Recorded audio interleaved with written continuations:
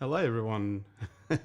Welcome to the show. There was a little glitch trying to get this as going as easy and as simple as possible. Yes, welcome to our live show. It's Sunday again, and here we are, as usual, our own good old selves. And I have got, as usual, my guest here with me, and we'll just blend over to the screen and we'll say hi to. How you going, Brett? How are you? So, what's been up with you, mate? How has everything been on your end? Good. It's good to get out. Sorry, Yesterday. I didn't have your volume up, Brett, so they couldn't hear you, I think. Okay. Yeah, it was good yesterday. Had an excellent day out for the first time now that the first restrictions were lifted. Right. Yeah, got to meet you, and you and I went out and did some shooting. So yeah, fantastic. Oh, that's good news. So yeah, so as Brett said, we did go out yesterday. Yeah, thanks, Lauren. Could see my notes. Hi, Lauren. Miss. Did that flash up? Oh my God, we're in trouble now. So everyone knows what we're going to be up to, so we can finish the show right now. Oh, okay. So let me just go through the guests that we've got in our comment boxes here. So we've got Riss saying hi. Yeah, Brett said welcome all, and Lauren is there. Hope you are well. Either I'm deaf or the dog has eaten my headphones. Yeah, I had to fix that up and get Brett up there quick smart. Okay, and hope you are all well. Okay, and yeah, fancy screen. So there was the new intro. I hope everyone enjoyed that little bit. Yeah. So that's going to be your weekly occurrence. Oh, says Riss and Lauren and Riss. Wowzers. Hi, Michelle. Total and Bazaballs. And mark your notes. Can see your notes. That's really strange. I wonder how that flashed up all of a sudden. But I bet you can't see it now. Can't hear Brett. Yeah, I hope that's all working now. Just everyone, just give me the let us know if all the audio works and everyone can see, and we're lip synced up and everything is a-okay before we start the show in proper. Too buggered to go exploring after another fun week. Yeah, and Riz did it again. Another front page, right? It did. I'll keep the secrets. Hey, Michelle. Riz said thumbs up and correct. You're good and can hear you guys fine now. Okay, so yeah, so there's. I'm still waiting for Sayus. That's a bit. You got to explain that to me one day. Lauren says, "Hey, Bill," and you guys missed the fancy intro screen. Yeah, exactly right. If you're coming into late, you missed this amazing thing that I got stuck into during the week, and I thought everyone else here on YouTube was having an intro screen, so I got to have one as well. Yep. Yeah, so why don't we just get straight into it, Brett, and we'll do a. Okay, let's for starters do a reminder on people about our groups. Anyone that is not in our group yet, we've got two groups for your selection today. One is the Sony Alpha Brisbane group, and which is actually almost, I think it's at by one. Is that right, Brett? It's 399. I think. be 2 off 400 members. So yeah, we can. Yeah. I'll let another member in today, so I think it's $3.99 now. So it's Well, yeah, 1 off 400. So we're gonna light up a candle yeah, for the group, and also I have a group that's called the Photographers Collective. So yeah. if you haven't joined yet, get in there and have a look around and see what's up. Okay. That's really strange, Brett. My background screen always changes. Okay, so sorry about that, guys.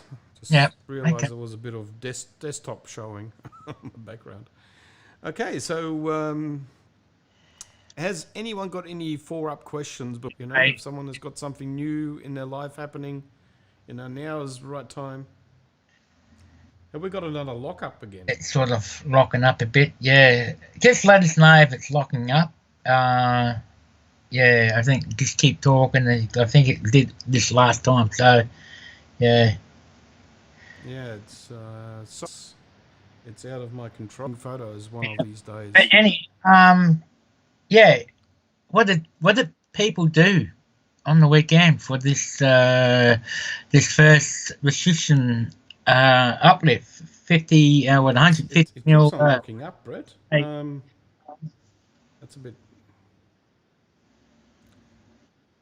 Yeah, I've just seen it locking up again, so it's always a delay when I'm saying. Office. Ignore that. No. I'll just close down my Lightroom. Just see if that actually Hi, helps a Dan. little bit. Welcome. I might restart my. If this keeps going. Yeah, it's almost like I've got no internet here at all. So this logged out. On, and they can still hear us. Another different show. Another link. Hang on, just let me quickly have a look what the stream health is here. Yeah, it's definitely died on me. It's coming back on now. So here we go. Back on. Back on again. Yep. It's out of my control. It's obviously 7 o'clock at night seems to be when all the gamers come on board and they actually want to, have a go at everything. So very sorry about all this. Yeah, Daniel, you are probably right. It most probably is the encoder, but I don't actually have a choice at the moment. I've got this HD60S Elgato encoder, and it's I don't really want to say the words, but it's a piece of you know what. Okay, fingers crossed, says Riss. Yeah, let's hope this doesn't keep on hanging the way it is. I can't honestly. If things go too bad, there's only one way I can do this: is restarting the show and starting a new stream, which means that this link will not work anymore, and you will have to go to my YouTube site and see where the live show continues from, because I need to redial into YouTube. So Yeah. very sorry about all this. And I'm trying not to. So fingers crossed. Yeah. So just for everyone here, if that happens and you'll see a black screen again, we'll just redial the show, and then you'll just have to relink into another YouTube. Sorry about that. Yeah, says Daniel, advising people to get good stuff is not easy, since, well, ordering things is near impossible. Yeah, and as you may know, Daniel, we're here in Australia, and we have got a lot of ocean between here and the factories, and I've ordered a fair few things, and everything is. Every time I ring up the companies, there is another delay on top of the delay, so it's no one knows when stuff is coming. Mark, when that happens, can you edit the description for this 2.0 to the new one? I can't give you a description or a link until I start another show, and then I will have to then give you the link somehow. So if you look in Facebook, you might actually see it there. I might actually put it up in Facebook once I've got the link. But so far, it seems to be holding up. So it's let's just get on with the show. Keep going, but yeah. I mean, it just goes to show you that it's out of my control because it's. Before we move on, Mark, we might just see what people got up to. What was the first thing they got up this weekend? Because we had a restriction, the first stage of restrictions lifted, radius of 150 kilometres. So, yeah, where did people go to? What did you do? And yeah, so love to hear what you've been doing. Yeah, Daniel, I'm definitely going to hit you up once we. So I'm waiting for the Atom Mini Pro that's coming, and I've also got. There's a few other bits and pieces that are still coming. Plus, our internet here in Australia is not the best. So streaming. I mean, I've heard of the Americans having 1,000 up and 1,000 down. Yeah. Megabytes per second. That could only be a dream, could it? Mm. I mean, we got something like 17 megabytes per second up. So it's very terrible here. But we just have to deal with it. You know, we are a very inventive country, but we're just getting stalled by fiber cabling. We're using old technology of the internet, and it really comes down to the node, and that's where the node kills our internet. So, yeah. Hot tip to order today: Xeon Smooth Access Gimbal for webcam use $59. Ooh, that's is that €59? Daniel, let us know. And Lauren says we are getting gigabit internet at the new house. Wow, Lauren, gigabit. I'm moving in. You never heard of that? I'm still on ADSL 2. Yeah, that's Melbourne. Melbourne is a bit ahead. They actually give you a bit more speed. Get NBN here, so maybe it's my internet slowing you down. I don't think it's that. I think it's just that. Look, I didn't have any problems in the last week now or more. You know, so last week that was fine. I just think it's got something to do with the crunching at the moment with. Gamers coming on board, like it's Sunday night and everyone is at home. Yeah, my life sucks with 1 gigabyte up and down. Yeah, right. Good on you, Daniel. In the Netherlands, so yes. Nobody's obviously going to tell us what sort of weekend they had. €57 including shipping, so that's yeah.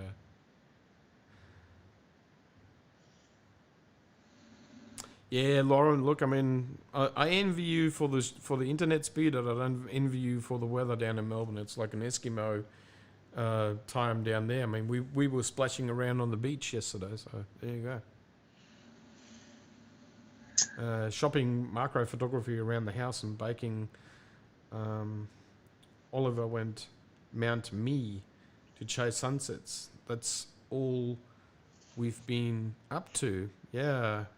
Look, I mean, we've got our restrictions have dropped, and it's gone up to 150 kilometre radius that we can travel out to, which is really good up here in Queensland.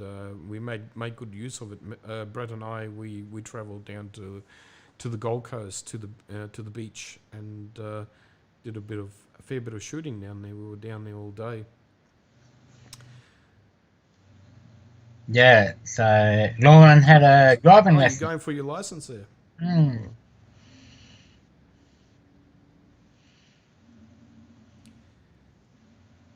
And Daniel was doing using the. Oh, okay. Was Daniel using 90mm macro? Yeah, Daniel likes his Sony gear, and the 90mm macro is it's a great lens. Yeah, I own the 90mm, and Brett does as well. Yeah, and we enjoy that bloody. I think the 90mm is becoming one of the most owned lenses now. Yeah. So yeah. Yeah, it's I call it's it. really funny. There are a lot of favorites coming out from Sony. Like when you think about it, a lot of people have gone towards the wide now, like the 20mm and the 24mm. And then the 135 came out, and everyone is saying that it's super sharp, and which it is. I mean, again, Brett and I own that 135 1.8, and it's a great lens.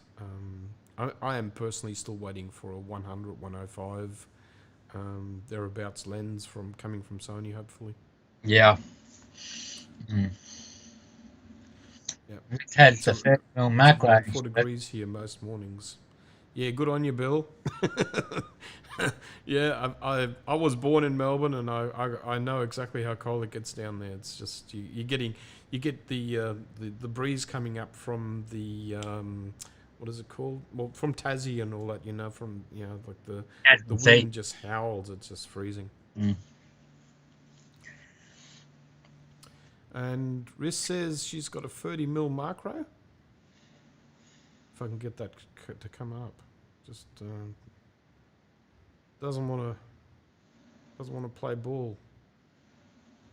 Don't know why. Yeah, 24 GM rocks. Yes. Maurice, how are you going, Maurice? Evening, gents. Bill, please be warming up Melbourne in the next week. Okay, so we're pretty much caught up. Okay, so let's talk about a few things. We have a... okay, so we're going to do this interview, Brett. We spoke about this a while back, and I thought I should introduce Brett and let everyone know he's a Sony advocate, of course. And we decided to do some Q&As where I will interview Brett right now, and he can describe to you exactly what is going on. If anyone's got any further questions after I do the Q&A, please chime in and after the Q&A, okay? And I'll let you know when we're done with the interview, which should be really interesting. I'll try my best to answer all the questions. Okay, I'm just going to go through these few here. Okay, lads, competition entry was taken. Little sweet Sony 30mm macro. That's actually a nice, really nice architectural shot that Riss got there. Doing well, Mark and Brett. The weather looked great down the coast. Yeah, it was crazy. The waves were just amazing. If no one has seen it, just have a look in our group. We posted a few pictures there. Love Melbourne. Can't wait to get back to the great show. Let me know if you come down, and we can go shooting around the city if you like. Yeah. A bit of a photo walk around the city there. My latest competition entry is taken. Sweet. Okay, sorry. I'm just repeating it here. Brett, what is Sony thinking, not realizing more stacked sensor cameras? You can answer this, Brett. Well, to be honest with you, I don't have any input what Sony does. So, believe it or not, we are the last people to know what comes out. So, not like in America where the artisans, they get to try out new gear that's secretly, if they're surprised. This is locking up again, Brett. Sorry. Sensor will come out. So, yeah, anything's possible. So... Yeah, just... yeah, Michelle says absolutely it'll be fun going down to Melbourne, yeah. No, it wasn't architecture, says Riss. But it looked very architectural to me. That's all. So, Brett, now the time has come where I'm going to ask you a million questions. Okay, so is everyone ready for this? Okay, so Brett, tell me what or how did you start in photography? That one's a pretty easy question. Okay, I think I was around about 24, 25, early 20. I actually got into photography. My parents had some friends down in Tasmania, and he was a photographer and actually owned a photography store as well. So he sent me up an old Minolta film camera back in those days. I think it was the 3XI. I still got it somewhere here too. I must have put it up top. There it is up there. It's looking worse for wear, but it hasn't been used, but it's still operational. So you can see a lot of whitening happening on the actual, it's actually starting to crack. Are you the kind of person that actually holds onto the cameras? Is the Diax 3XI. You can see it there. It is a film camera, and it's all digital. Well, it's all electronic. There is no dials at all on this. It's just sliders. I don't think it's called a real SLR, but that's the model how they were coming out. The actual lens itself is a power zoom, so you turn the ring and it zooms in and out. So this one is 35 to 80. But this is the camera I learnt how I started. I was doing black and white portraits to weddings, and obviously I got a lot of family that wanted me. They saw how good I was. Well, they thought I was pretty good back those days, but I was learning. I got into doing, like I said, the black and white portraiture with strobe, believe it or not, with a flash. One modifier. I was learning how to do flash photography back with film, obviously with a light meter. But I never developed any of my own film. I sent it, and you had to wait all that time to get your film back. So yeah. For people that are coming from the digital world, it's really interesting to having had no other choice than doing film and waiting. I don't know, up to 2 weeks for the film to come back, and you would get negatives, and so it's it was a very tricky time. Chris said, thumbs up for Brent representing A-mount. Yeah, I had it flashed up before. There you go. A-mount back in the day of film. So, yeah. It's really weird that I can't really get... This is the second time now I had problems with Riss's comment here. Very much alive. A-mount is very much alive, says Riss, who is an A-mount shooter at the moment until she gets an A9. So anyhow, that's how I started. Based from there, I wasn't great or anything. Just your average hobbyist, learning tricks, learning how to use lighting, and whatever else. I didn't do much landscape back then. It was basically wedding. Did quite a few wedding. I did a few gay weddings and that as well back in those days too. So yeah, it was really good, interesting. So what drives you in photography? What is your driving, motivating? Good question. Photography. These days, anything can drive me. What really motivates me, I suppose, location. I was more think about the most important thing is that really inspires me to shoot is lighting. And this can be natural lighting, it could be strobe lighting. It doesn't matter, but in photography, I'm more inspired by the lighting. It doesn't matter what sort of lighting it is, because without light, you got no image, you got no depth, you got no shadows or anything like that. So I'm always constantly looking for good lighting, and if it comes to landscapes, it's more about sunset, sunrise, or something that's in between. It's never really about midday. I've done a lot of shoots in midday. That's to model shooting, portrait shooting, and that. But these days it's more about it's I can be inspired in a lot of ways. It can be landscape, it can be portraiture, it could be doing theme shoots, and studio work. I love doing studio work the most. That way I can once I see that light starting getting up and you're attaching your camera to the laptop, and that gets me going. It starts to and you know. So tell us what was your what's your, how do you prep for your shoot?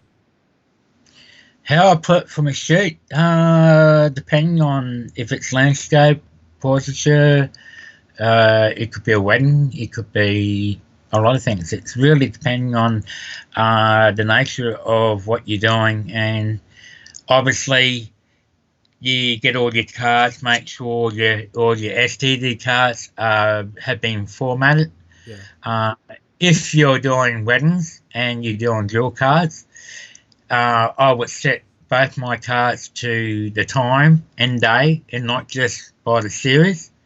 So that way, if you're using two different bodies, and by the end of the day or the weekend, you come back, load it all up, both the cards will mix up to one another and not just some, you know what I mean? Yeah, so to help you the workflow. So things like that, making sure your batteries are charged, you've got all your lenses. Bring your batteries. You forgot your battery the other day. Happened to me the other day. I went out to do a sunset shoot around the corner here from where I live, and I walked to the sun and tried to switch my camera on, and no battery in the camera. So just a rookie mistake. So, but and you know, if you're doing weddings or studio or it could be a location shoot, you know, you want to double check on your modifiers, make sure your batteries and that are running are full. Your strobes, your speed lights, make sure you have plenty batteries. If you've got the older type rechargeable batteries for your speed lights, everything now is that Lion, Nikon rechargeable ones now, so they last a lot longer. Those older recharged Nikon, the one they used to take hours and hours to recharge. So the trickle charge batteries. Yeah, you would have about 10 of them on the go, on one go, all charging at the same time. So nowadays, I mean, I usually throw a brick in my in my camera bag, and this one just happens to be it's got a retractable cable in it, like a USB little tiny cable that actually helps me out. But even then, you still need another USB-C cable. So sometimes the pluggage is a pain in the backside, and I'm just waiting for all manufacturers to hop on board and do USB-C now. It is just a real pain that, and also just making sure that everything is charged. So you check your charge rate, obviously. One thing about batteries is one thing I never do to my cameras. I never actually USB charge the battery while it's in the camera. I just don't like the idea of having that little micro pin stuck in there and sitting on top of the desk, and then your son whoever might walk past and knock it off, and it might break the cable, and not only the cable but the actual connection, you know. So I always prefer to have the battery taken out, buy a charger and do it that way. It's faster than the USB. But if you're out about and traveling, that's the only way. At least you can do it that way too. Yep. Where I think there's a few cameras you can't now. You can't actually charge the battery up by USB cable. So it's handy, but I'll be very wary about the loose pin actually. Exactly, Yeah, so Daniel just said, sorry, it just flashed away now. You're right. Okay, so next to 256 gig internal memory, Sony should also have, should add 1500 megaamp hour, milliamp hour internal battery to allow for hot swap on video if you forget. Yeah, look, I mean, it's, I'm sure they will eventually improve that, you know, having an internal cache or hard drive in like a mini SSD inside a camera would help a lot. I mean, we've got them in phones, you know, so I just don't. I'm sometimes scratching my head and thinking that when I look at my phone and when I look at my camera, just always wishing that you know, they would get, you know, get their tech going. Mm. Well, in the next 5 years, that could be a real thing, you know. Yeah, yeah, that's right. Uh, Riss. Oh, sorry, Brett. Yep. Riss was just saying you can run your charger while you're still shooting with your camera with Sony. Sony are renowned to be able to do that, where you can charge and shoot, keep going, which is a really good thing. So you can just cable up a charge. I usually sometimes go if I go from one spot to another. Say I'm out all day and I know I'm going to go for like a 10-minute drive or 10-minute walk. I can sometimes throw my camera in the bag with a cable and just put the power bank, you know, just throw the charger onto it, so it actually the battery gets a bit more juice in it again. But really the newer cameras now, the new R and the A7 III, they all have got which it usually runs all day without a hiccup. Having a second battery with you is not a big problem either. So that will easily get you through the day. I'm very sure it would. Yep. And Louis said particularly good for star trail or time lapse photography. Yeah. Yes. Daniel just said, you know, as he's right. So you've got to have a battery inside. So you do have to have a battery in your camera. So the charger, the brick charges up the battery. It doesn't actually run the camera per se. Like it will actually. But the brick will charge. It's more like you're topping up as the battery. It's topping up as it goes. It's plugging into the camera. Yep. Yep. So sorry. As you said, particularly good for star trails, time-lapse photography. Yeah, exactly. So just having a brick with you in your bag, they're fairly inexpensive. I think a 20,000 megaamp hour is I think you can get them sub $100 Australian at the moment, and it's not too much of a. It's a bit of a backup. It's part of your backup strategy that you should have. Yep. I think Sony, I can't remember what model it was, but Sony brought out on multiple battery charger. You can charge your batteries and also have a dummy battery run off that charger into your camera while you're tethering, and you know, bit like a brick. I can't remember. It's a dummy battery that you throw in, and also you got the battery grips. I haven't got a battery grip. Maurice might be able to bring that charger I was speaking about into the live feed. If he knows it and so forth. I've forgotten what it was. I should be bringing up on the internet, but yeah. I mean, batteries could also work.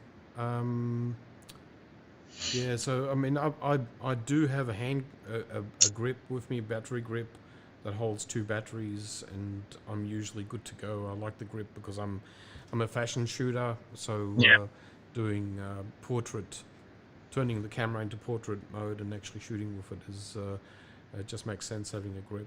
I've got a grip for the A9, which is different to the A7 R4, so I've got 2 grips.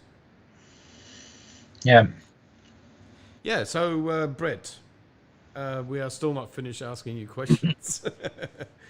So, what are your future goals, or do you have a bucket list in photography? Future goals and bucket list. Future goals is to do more studio work, and I'm talking about themed studios. It can be just from portraiture or theme shooting, like setting up a stage in the studio and making it look like you were on location somewhere else. I've done a few of them. And I think location, travelling, do some travelling, go down to Tasmania and get some waterfalls. Or even better still, maybe go over to Canada, the Yeah. British Islands, and do the waterfalls over there. But yeah, so it's between portraiture and landscape, and I suppose very keen to get my photo walks going again and workshops. So there are the main. Daniel just said bucket list, being able to travel again. Yeah. Well, at the moment, as I said, I've got to reiterate, we've got a 150 kilometre radius now that we can travel to, and we can actually meet up with friends. So it's pretty good now. It's become a little bit more relaxed. So they've got a 4-week strategy here in Australia where every 4 weeks they're letting go a little bit more, so we can do a little bit more. There you go. At least just put the name of that portable charger up in the feed there. If anybody interested to have a look at that. Yeah. So thanks, Maurice. Okay, so that's a portable multiple battery charger. Yes, so it sort of it looks interesting, that battery charger. Come visit Melbourne, Brett, says Lauren. I have to go down to visit Melbourne one time. Yes, yeah, because I get along with Z Sean. He was another Sony artisan that is down there in Melbourne. Love to get together with him, and because he does a lot of portraits in fashion down there, so love to get with him and team up with him for a couple of days shooting. Yeah, so yeah, and I haven't been down to Melbourne yet, so believe it or not, all these years I've never been down to Melbourne. My father was down there. He tells exactly the same story that you guys say. It's like 4 seasons in one day down there, Melbourne. It can be hot, cold, and rainy and whatever.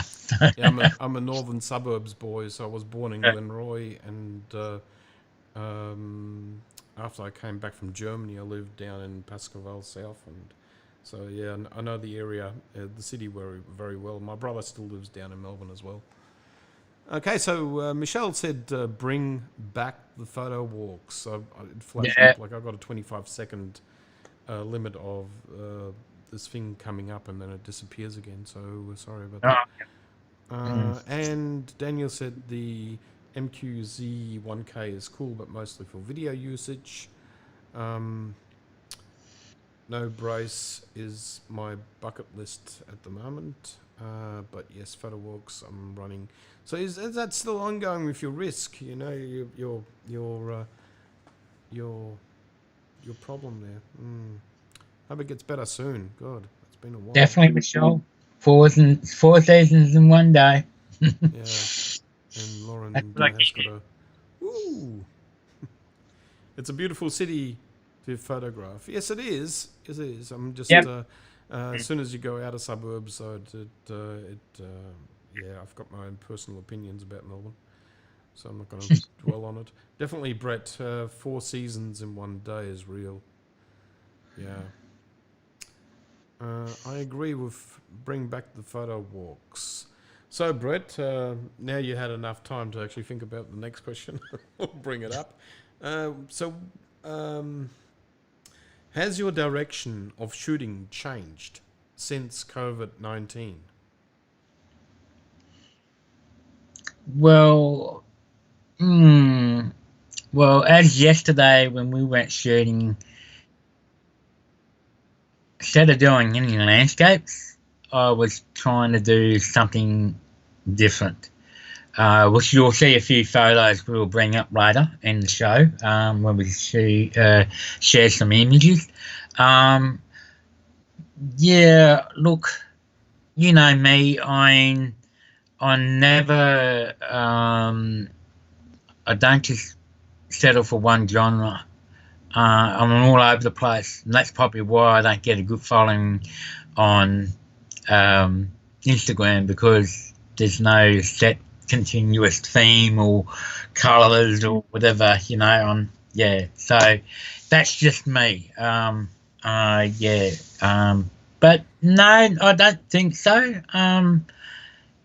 Uh, we'll see what actually happens when everything starts to supposedly go back, but we Yeah. may not go back to norm. You know, the normal. Yeah, it's just COVID has really brought it home for everyone to Yeah. get out there more and shoot more and think about their business strategy. I think as well. Um, I in my part relied a lot on overseas travel for my income. So Yeah. now I definitely have to look into which direction I'm going to be heading in the future. Mm. Well, COVID-19, it definitely had a big effect on all of us, even us photographers. My photo work stopped, my workshops stopped. You know, so the loss of income of getting, you know, portrait sessions in the studio, or you know, engagements or weddings. You know, so yes, it's affected a lot of people, especially us photographers, and as well as yourself, because you're a public photographer yourself, and you know, and it's really hit you hard too. So um, yeah, it's something that we all have learnt out of, and but the question is how we're going to recover now, and so forth. So, Yeah. uh, and when you look at the bigger side of the picture too, it's the arts that's been hit really, really hard. So we're part of the arts as well.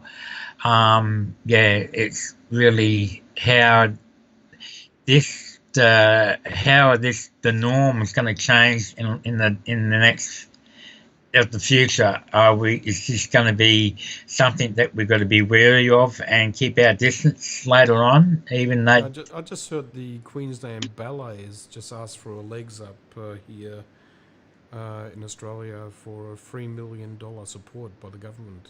So I Yeah. don't know what's going to happen there. That was in the newspaper that I read yesterday. So the arts always get hit the hardest. It's almost seen as a luxury item that people don't Mm, support as soon as times get tough, and it's sad. Really, I hope people go back in droves and they support the arts as much as they can when it all yeah. becomes good again. But there's one big positive we've learnt so far out of this, and especially you and I. We started to go live.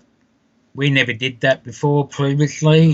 No, it's So this news. is all pretty much new, and it's been a big learning curve that you and I have been going through. Yeah, it's been Uh, interesting. It's been fun though. I yeah. gotta say. I mean, there were a lot of like hair pulling moments, and as you can see, sometimes the internet still stutters along with live streaming. Yeah.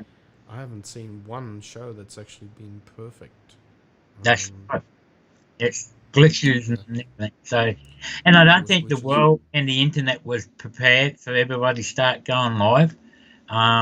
Yeah, and yeah, there was found a lot of big problems doing this and that, but yeah, Yeah, but so I think Daniel said, my sorry. life I would be going live. So yeah, It's fun. Sorry to hear of the COVID problems for all. I'm doing it mostly for fun, and my real job is kind of booming with remote tools and advice. Yes, so Daniel is in that field where he's doing communication, etc., and he's got apps that help businesses mm, doing this sort of like logistics and I'm in diagnostics as well, so it's a really interesting field. Yep. Okay. So Riss says, think the entertainment industry will be one of the last things to come back. Oliver hasn't heard anything yet on his end. Yeah, and but I think when it does come back, it's going to come back very fast and very hard, because people are going to be starved for the arts, and they want to hear live bands, and they want to be out there, being entertained. So I really hope that people, buy tickets and support, Yeah. the arts, and support photographers as well. It'd be Mm. really nice. There's going to be some arts that will return back pretty quick, but there'll be other parts of arts, and that is going to take a long time for them actually get back into full swing. Yeah, so it can take up to a couple of years. Apparently, there's been a bit of talk of that as well. But yeah. So there you go. Bill has been enjoying the shows as well, and hang on, popped out again. Yeah, so we've been hosting also the weekly panel shows that Sony Australia has been hosting lately. Yeah, and if people don't know that are here at the moment in the comment section, do have a look out. Have a look out for Sony Australia, because they do a lot of live shows at the moment, and there was one with Mark Gala the other day as well. So yeah, if you he was doing a colour tutorial. Yeah, he was there with Heath, and they were talking about that one as well, and there was another one with Heath where they were talking about the stabilization settings on the ultra zoom lenses Oh yeah. as well. Yeah. So yeah, and there's another one coming up next Tuesday, I think. So, I mean, they're starting to make it very interesting, where they're mixing it all up. There was one about printing. I think the last show was about printing. This one here is going to be about... What's this one here going to be about, Brett? Travel. So that's really... That will be really a good show. Yeah. Daniel says, as an internet builder for 25 years, now COVID is so good for the internet. Sorry, that flashed out again. It will push the last groups who didn't get into the water. Yeah. So getting your feet into the water now, like I've got my feet into the water. As soon as COVID hit, I was talking with Brett about, okay, we need to do some sort of live show, and then we tried Facebook, as you know, Brett, and Facebook was difficult. Very difficult to get sorted out. Mm. Just because of the delay, etc. We were experiencing a lot of problems, and then I just turned around and said to Brett, "Look, I'm going to start my doing shows on YouTube, and if people want to come from Facebook and hop on, it doesn't cost anything to watch the show, obviously, and I hope people put their thumbs up, give me a thumb up, and hit the bell." Obviously, and subscribe, but it is also a good platform for people to come on and see what's happening with us, and we can give advice here. Yep. Okay, so Daniel said, painters paint, artists make art. It's not all bad. It will find a way. Yeah, and look, because we had the 150k radius, we're going to do a show and tell in a minute. I don't want to dwell too long on all these bits and pieces. I'm loving these shows, weekly photo walks without walking or finding a car park. Yeah, you can do all this in the luxury of your living room. How good is this? And mind you, those two in the Brisbane Alpha group, even when we're getting back into full swings, those are the photo walks and the workshops and that. We'll probably do a live maybe every 2 weeks. Yeah. So we'll keep this running. At the moment, right where we're standing right now, we are doing our weekly every Sunday night. But down the track, maybe once everything opens up completely, we might do every 2 week or something. But I will also do videos as well, like help guide videos. I'm just at the moment preparing one as well, so Yeah. stay tuned for that. So Mark if you does, subscribe, you will be yep, alerted for that. yeah.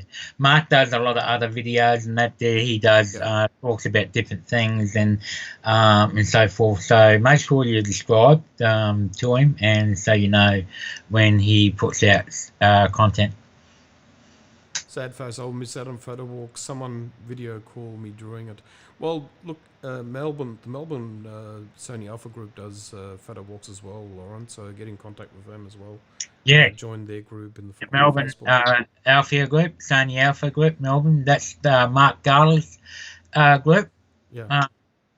And Yeah, there you go. You can meet up with Mark Gala. How's that? yep, there you go. Keep up the great work, says Michelle. Thank you very much, Michelle. You've been great support. Thank you.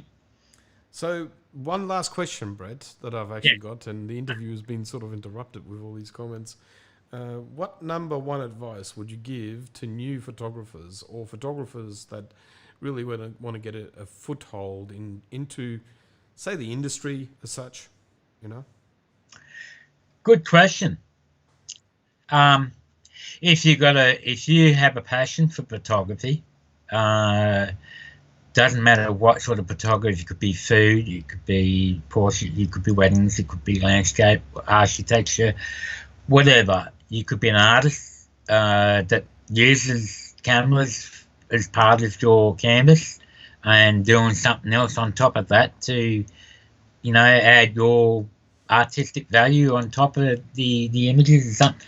But if you've got to be very dedicated, and you must have a passion for photography, and you just got to follow it through. You're going to hit some brick walls. You're going to learn a lot of things.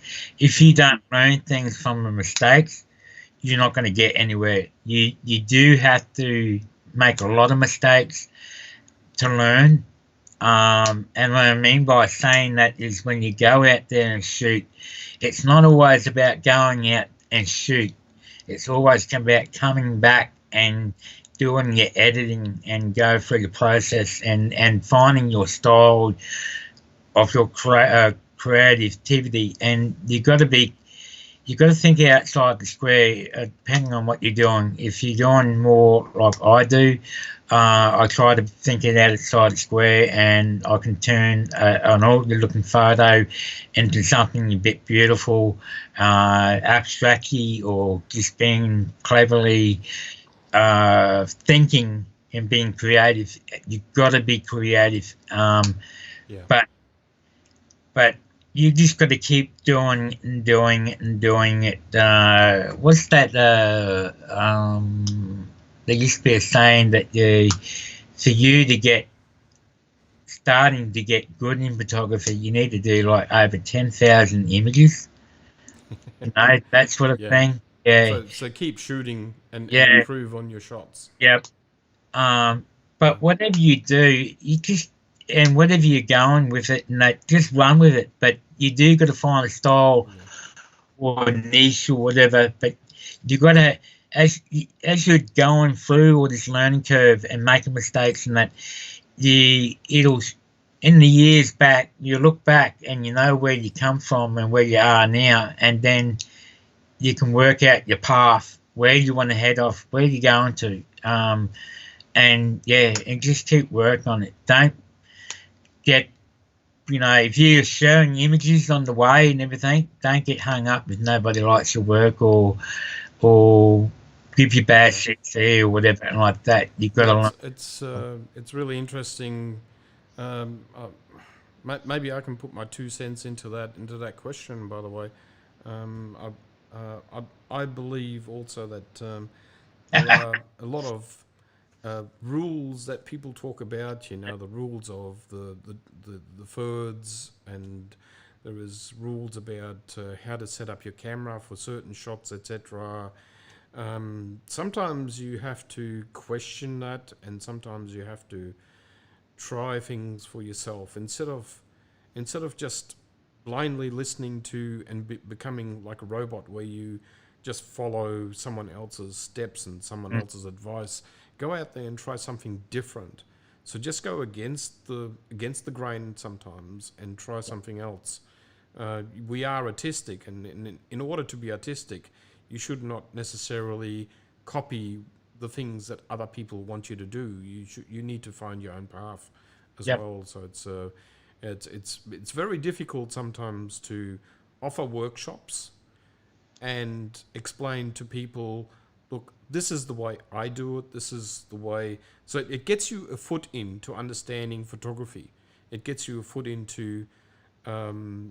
It's a leg up. You should see a workshop as a leg up, but in the long run, you should form your own opinions. You should form your own path, your own way of creating your art, and your art is your art. It's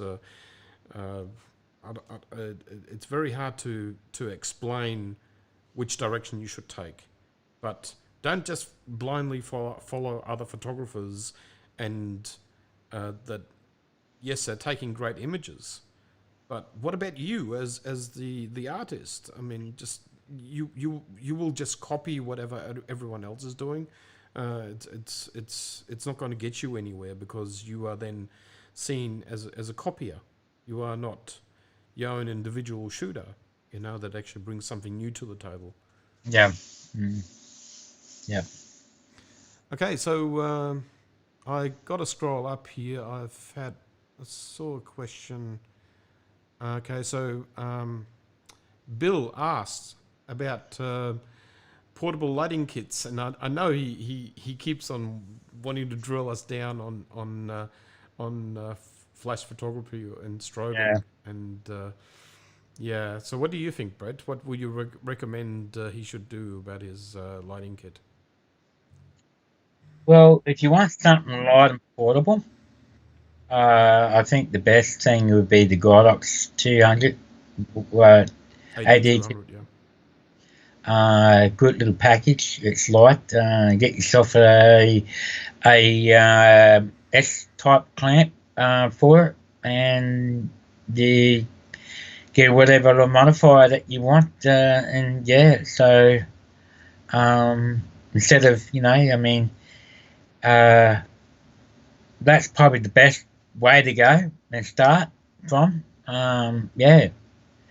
But the only downfall with those particular Godox 200 watt, if you're going to want a light stand, please put a couple of sandbags on it, because if they fall over, especially that one, they will break the back screen.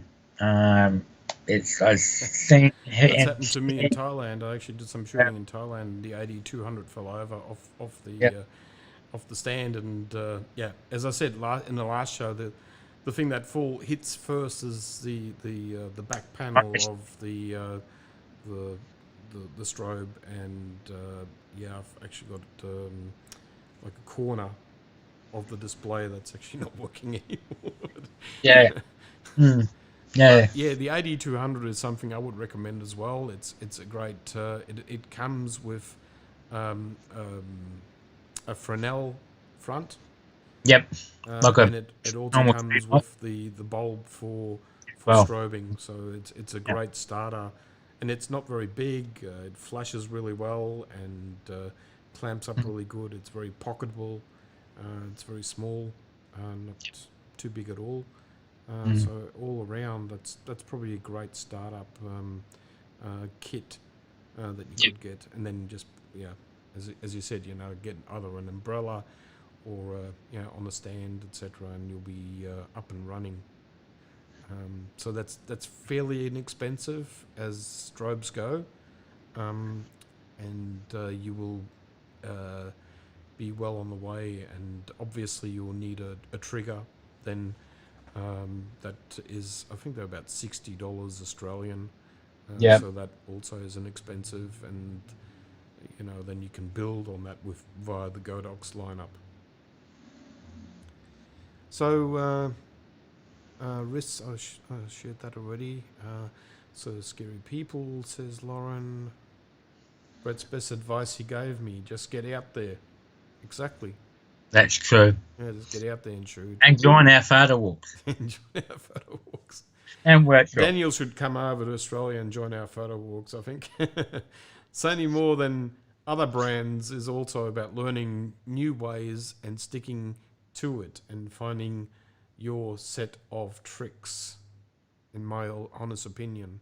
Yeah. Yeah, exactly. Yeah, getting to know your camera and really delving into the menu system and seeing how far you can push your camera is really good as well. So that's why we always recommend that you go into macro and then you do landscape photography, you do model shooting, you do a bit of everything, but you always, try and push your camera to the limits and see what it can do. Yep. That's what it's there for. And some of these cameras do a lot more than you think they can do, but they won't swim in the water. Don't get them, don't be too rugged with them, but they are water resistant.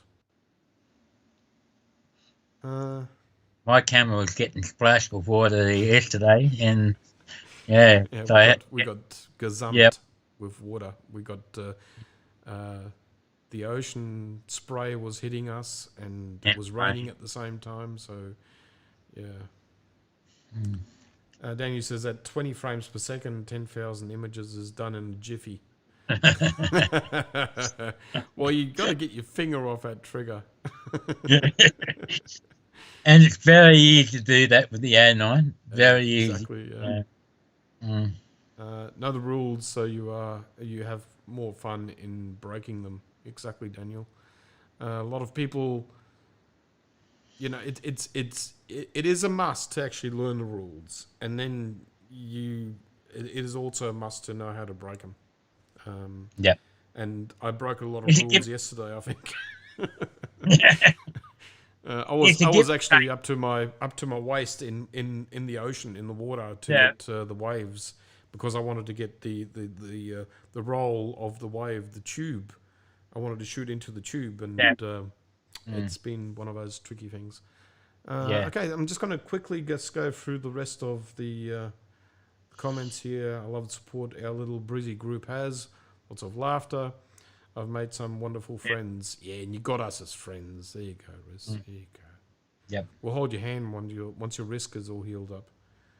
Just shoot what you love and how you see the world. So there's a lot of advice coming through here. Thanks, Michelle. Yeah, and Riz says, yes, exactly.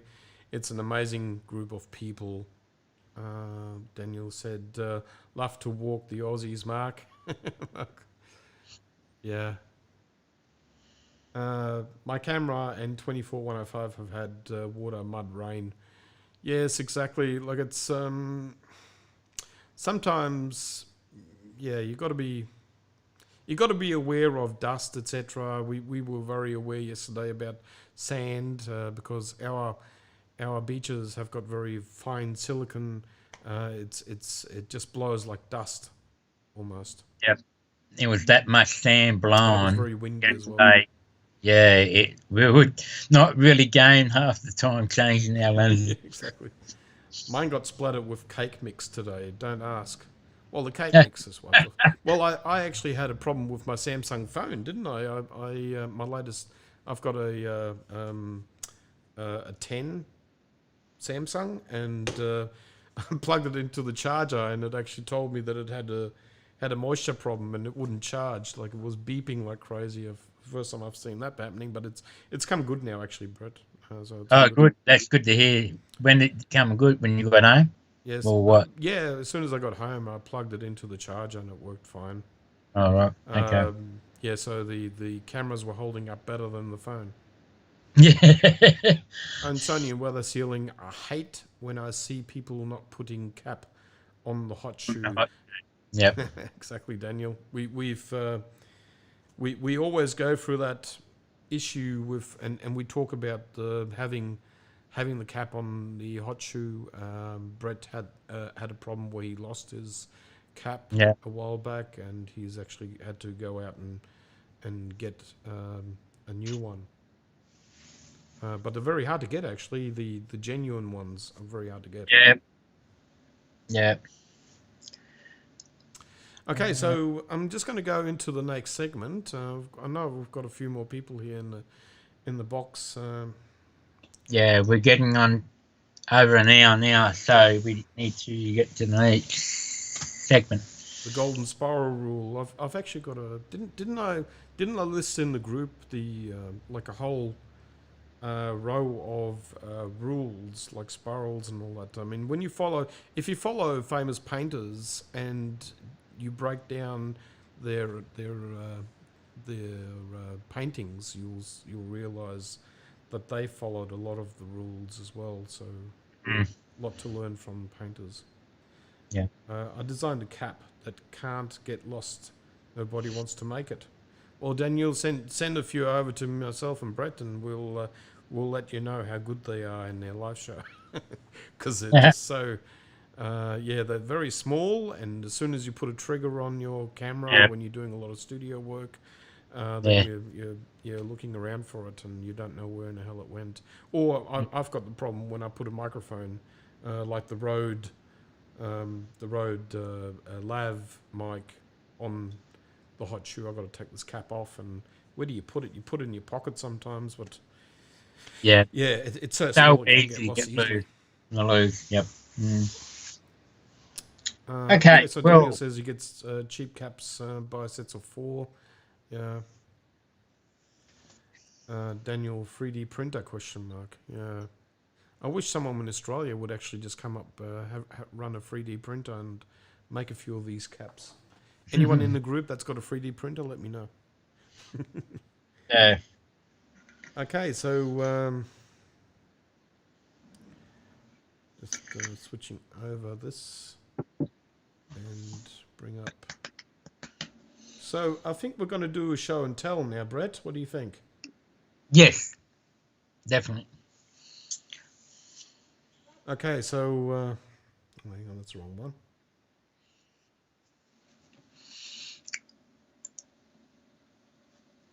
Okay, so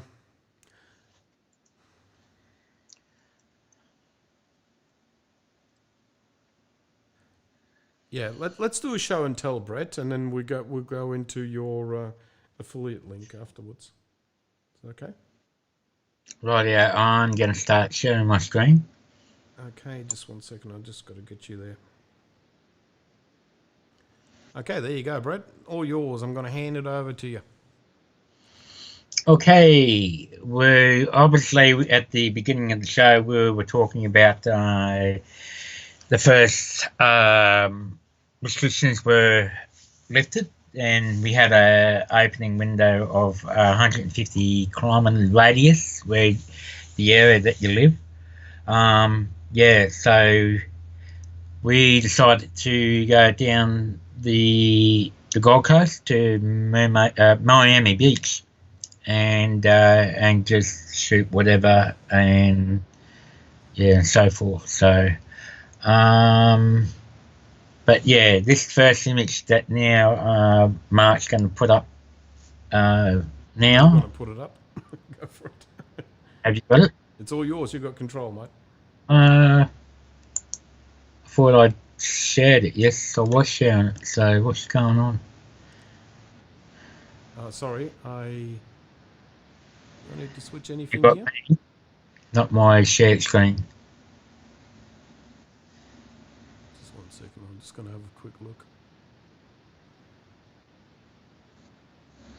Sorry, there you go. Right. Very sorry about that, Brett. Yep. Okay.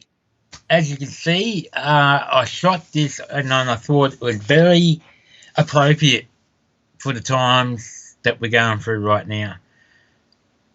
At the first of the lift of the restrictions lifting at the first stage that we're going through here in Queensland. And I just saw this girl strolling around through the beach and so forth. I was obviously a fair distance away with this shot. I think I was actually using my 135 on this. No, I wasn't. I was using my 70 to 200 to this shot. So, but we were just sort of standing there watching people as they were coming through, began coming down Mermaid Beach and all that. Yeah. But this was when the time it was really, the wind was really just howling. The waves and that started to drop down. They weren't very high at this time when we were there that morning. They were nearly 3 meter high. Those waves. Oh yeah, they were just. It was crazy. Yeah. But anyhow, this started raining and everybody sort of left the beach and this girl was just walking up and down, and I was watching her, and I thought, yeah. And to what I was seeing, what I saw for the viewfinder, and seeing the dark cloud up above, and it's like a portable view of, an empty beach. I was actually going to shoot it horizontally, but I actually liked it far better in the portrait mode because it's showing you the sand in the foreground, you're blurring and that now, because I'm shooting at this f4, and shutter speed is 640 seconds. I want to freeze the motion of the waves and that, and not sort of blur. But I just liked how it was still pretty bright, even though that it was dark and overcast and rain in the background. But we were getting some light coming from the west side onto her right side on the image, so it allowed me to get a sort of high contrast, but with a high key look about it as well at the same time. But I just loved the overall image. It really just suited with the times right at this time. It shows you the isolation. So, I thought that was pretty good. There was a few other shots that I got, but I think this one it was so simple to shoot, and so it only took me 3 minutes to edit and just convert it from black and white, and I did a bit of color grading into it. I put a bit of warmth to it as well, by using tools that you use for highlights and shadows. So I put a bit of warmth into the highlight. I think, was it Daniel? He just brought out the vignetting. Well, there's not much vignetting. It does look a bit of vinty down the bottom on both sides, but that's part of the original shot. I did put a bit of vignette. I did darken down a bit from the top, and the foreground, pretty much in the middle of the horizon and the girl in the water. That was pretty much how I shot it. So the vignetting helped isolating her a little bit more, you think? Well, yeah, in a way, but it's also the foreground. If you look at the foreground, because it's not in focus, it's out of. I shot it at f4, so it's.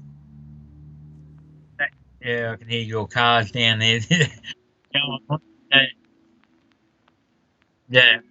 Sorry, it's still crazy. It is a very isolated photo, but if you look very carefully to her right side, you do see a surfer.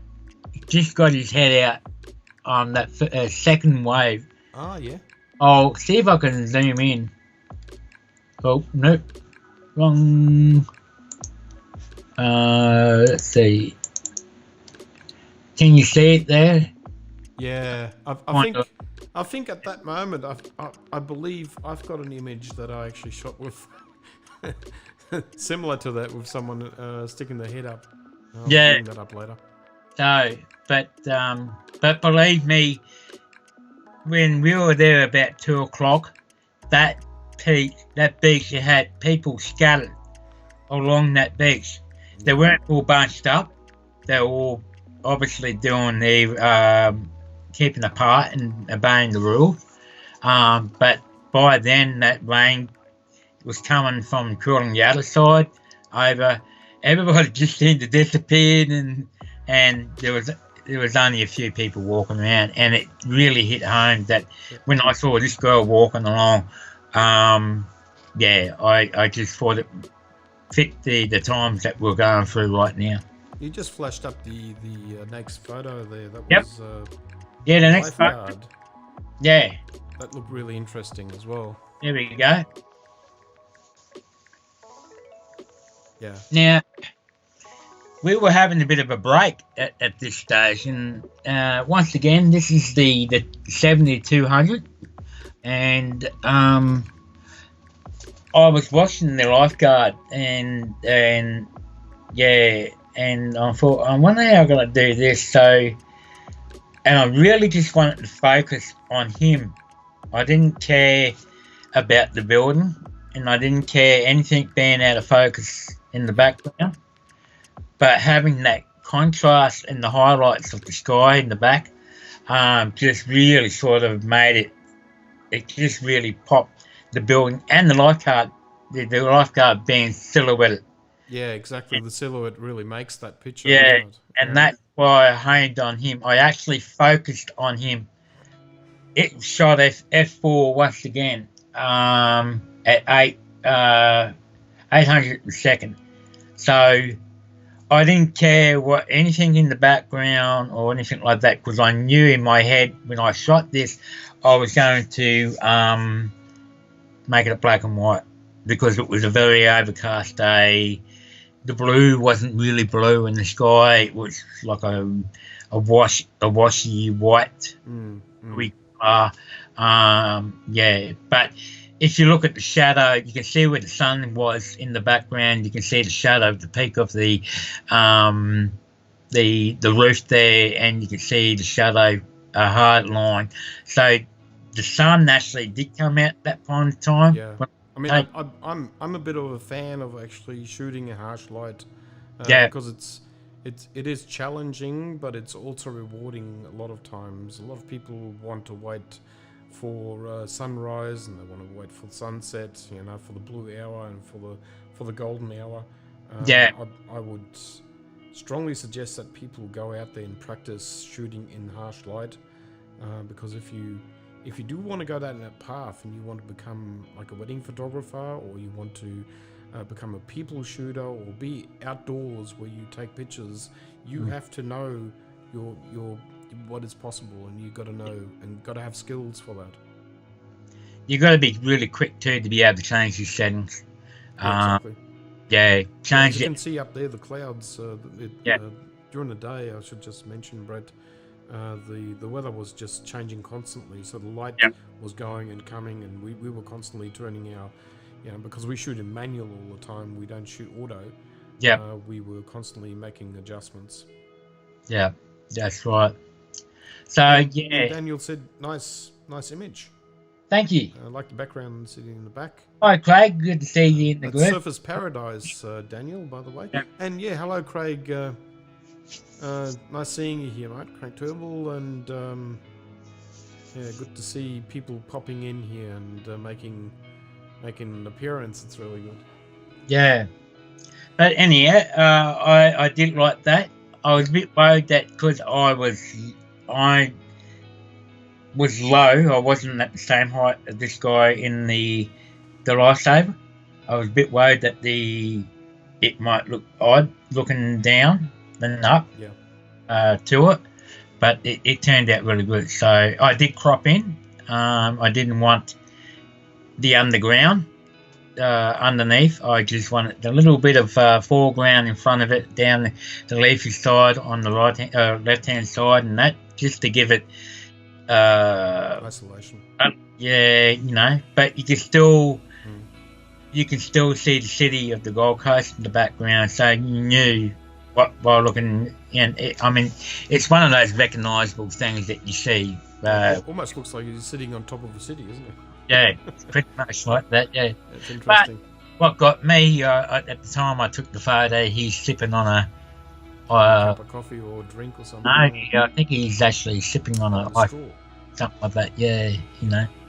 Have you got another shot there, Brett? Right. I've got one more quick one. I was usually going to only do two. Here we go. Now this guy, I was going to call him beach guitar boy or something like that, because he was walking up and down, and he was actually. He wasn't Elvis. He would stop and he would be playing and he'd be dancing, and you know, people were having a laugh and everything, you know. And this shot, he came back. He's already gone past us, and he came back, and he knew that we were watching him, and because we were right beside these two boulders where he passed us, and we haven't left there for a while. So, and all of a sudden he just sort of got out there in a bit of the distance there, and he just turned around and started strumming, and then we knew he was actually performing for us, because you could see two big lenses pointing at him. Yeah, it was quite obvious. Yeah. But yeah, nevertheless interesting. I mean, he was very serious about his craft, you know, like he didn't there wasn't much smiling coming off him. And these were the things we were looking for when we were at the Gold Coast. We were looking for these interesting people walking along, what they're doing, how they were spending their free time and enjoying the beach and so forth. In the background, you could see how windy that day was. That's all surf mist coming off the waves and that in back corner. Yeah, that's all sea spray. Yeah, sea spray. This image was the 135, and believe it or not, I shot at at the f-stop 1.8, 8,000 of a second. And yet again, it's harsh light. Yeah, harsh light again.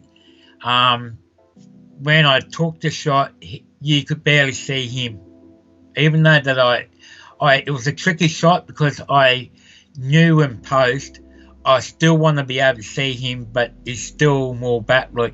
If you look at him, you can actually see the detail on his shirt and everything. You can see his sunglasses, but if you look at people behind him, they're actually more under shade. So I had to balance between him and the background, because there was so much highlight coming off the water there, and I was trying to keep that shutter speed right up to keep the highlights down. Yeah. So exactly. yeah, but it's an interesting shot, and I cropped it. It was actually It's a good get. I like this image. It's great. Yeah. So I did a color grade to it. I mean, we both shot at two different distances. I mean, you shot with your mainly, I think it was a 70 to 200, and I shot with my 200 to 600. So you will see when I bring up pictures, it will look a little bit different. Yeah. Okay, so Brett, any more pictures? That's it.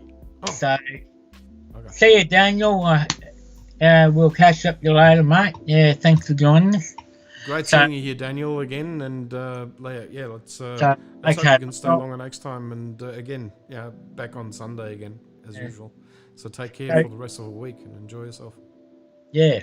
Any questions about the images, just leave in the comments, and we will get back to them. And it's back over to you to share your images, Mark. Yeah. Rhys was just saying, by the way, that photo I took was fretwork on an artistic guitar. See? I mean, it just looked architectural. I thought it was a building, but I didn't. I sort of had to flash through it because I was getting prepared for the show. Mm. But congratulations, Rhys, by the way. Yeah, so let's go back to Brett and myself here for a minute. Of course, a lot of people were actually enjoying the images there, Brett. So there is, Rhys was saying that the 24 to 70 has got some vignetting effect. You're talking about your A mount lens there, Rhys. and the 24 to 105 is quite bad for it as well, she said. Yep. Lauren. Yeah, nice and level, said Craig. Said like this. And Daniel said, haha, the guitarist came back to pose. Okay, so Daniel had to run and he is out of the show, but he'll be back soon. Daniel is always a great fella to follow as well. He's, the small rig guy, I call him. Yeah. It's a great image, says Lauren. And we said, oh, by the way, the fretwork of the acoustic guitar, as I just brought up, and it's a hat trick for Riss. Yes. Okay, so shall I bring up my images? I'm not sure if I'm going to be sharing the same screen. That's a big problem. Let me see. Oh, there you go. So, as Brett was saying, it was a very windy and choppy and rainy day, and it was just the kind of weather that us photographers wish for. Mm-hmm. Like it was, I was gun ho on getting a tube, a wave tube, and being able to shoot into it. And as I brought up before, I was actually waist deep in water, trying to get the angle right, and just being deep enough so I could get that reach with my 200 to 600. Yep. If you would have seen me, you probably would have called me crazy. Actually, I've got some photos of you while you were doing that in the ocean. Have you? So everybody, look out for the next couple of days. I'll be doing those photos, and the craziness continues. Yeah. So as you can see, for me, it was very important to get that in, and also the colors, the foam, as well as the sea spray. I think this was shot at 640th of a second with the 200 to 600 G lens and the A7R4. I'm not gonna talk too much about these because I'm just gonna click through them. But it's just a matter of showing people what is possible in bad weather. In bad weather is probably the best time to go out there and shoot. Of course, you got to be aware of your health and don't endanger yourself. But it is just one of those interesting moments when you see really bad weather like this. It creates just a lot of choppy weather. And here's another image of a surfer that's actually trying to. This was probably a 2-second surf. This guy got on the surfboard, hit the wave, and got crashed again. So a lot of surfers were being frustrated on the day by this choppiness of the ocean. And again, it was just very important to get the surfer in focus with everything else happening, and this was shot with spot. flexible spot on Yep. the surfer. Yep. And it wasn't continuous. I actually had it single frame. I was shooting single frame. Okay. So most of these shots were single frame. And this is another shot where the surfer, I'll just bring it up now. So here the surfer has actually managed to get on the board. He's taken the wave. I mean, this was just all happening within 2 seconds. I mean, the very next frame that I got off him was, he was in the drink, basically. But again, it's very important to ensure when you're taking these pictures, make sure that your shutter speed is correct and your lighting is correct. Also, ensure that everything is in focus, and you obviously have to guess where the surfer is going to be next, more or less. Yeah. But this is how you get the shot, and this was taken off from the sand.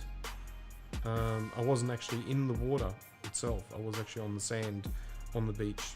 So the 200 to 600 really performs really well. Very happy with it. Yep.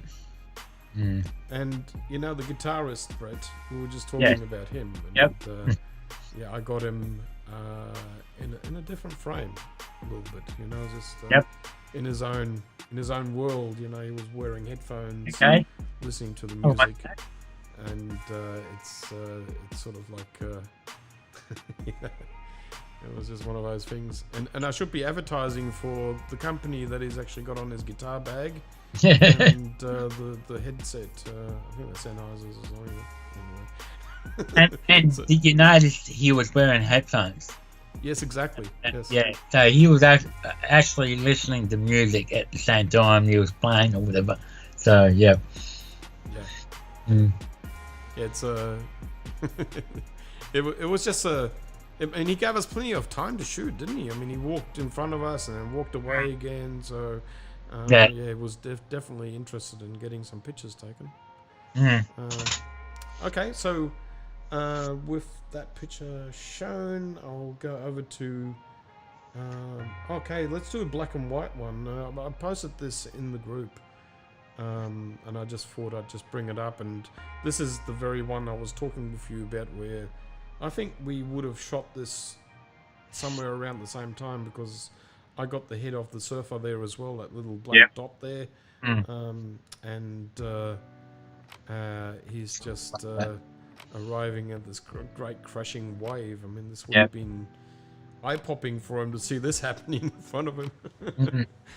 I just love it. All the spray sort of, it's going backwards.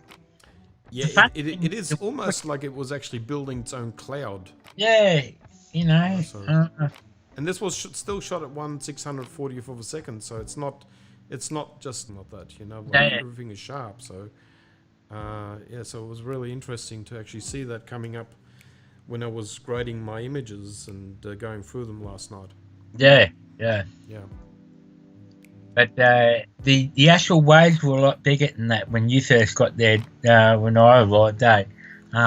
Well, the surfer there gives you an idea of scale. I mean, we're talking about like a 3 meter wave, 2.5 to 3 meter wave. Yep. Yeah, very daunting. Yeah. And I thought I'd just turn it into a black and white because it was just a bit more impressive. More dynamic in the black and white. So yeah. And this here is sort of like a bit of impressionism. I actually did drag the shutter on this one, and this is just a little bit of a different aspect. So really taking your time and spending time on the beach really gives you a lot of opportunities to test your camera and make something, you know, artistic happening. And this is just one of those shots, so you can actually see the sea spray just, you know, creating strings, and I'm quite loving this picture actually. It's really interesting, and you can see the surface in motion. Double exposure, isn't it? Yeah, it's almost double exposure. I mean, I in a way I wished for the head to not be like a double exposure there. Yep. But look, I mean, call it a fluke or whichever way you like. I mean, it just happened that way. I was actually on a longer shutter speed for doing a bit of water flowing around a rock. We were shooting that, and I had forgotten to change the shutter speed, and this is what happened. So I would, I mean, it wasn't. I had not meant to shoot it that way, but it came up okay, and I thought I'd just show it. And of course, when you sit in the car, you still got photo opportunities. So don't give up when you are in the car. And here's another one where you got like the surfer on a bicycle, and I shot him through the windscreen, and the windscreen was all wet. Yep. Yeah, so you got all the raindrops in it. Yeah. Yeah, so I just I decided to just do a manual. This was a manual focus with peaking on, and so I had to get past the water raindrops, you know, because the A9, I was shooting with the A9 at the time. Yep. And it was focusing on the raindrops, so I had to switch it over to manual. Okay. I think that's all my show and tell. That's an interesting shot, that. Yeah. Yeah, it's just one of those. Yeah, Mm. I mean, if it wouldn't have been for the raindrops, it would have been a fairly ordinary look. Yeah. You know, so yeah, just deciding on doing that and changing it over. Yeah, I'm just about done with all the pictures. Yep. Here I've just got a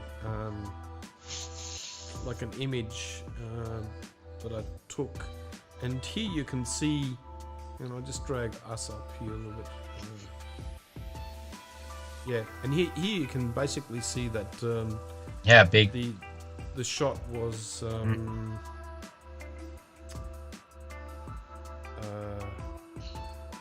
I had cropped it deliberately to this setting, Yep. and you can see with the 200 to 600 you can see the compression, and it almost looks like the whole city is underwater. Yeah. Now, really interesting. the city behind that way, that's actually Coolangatta.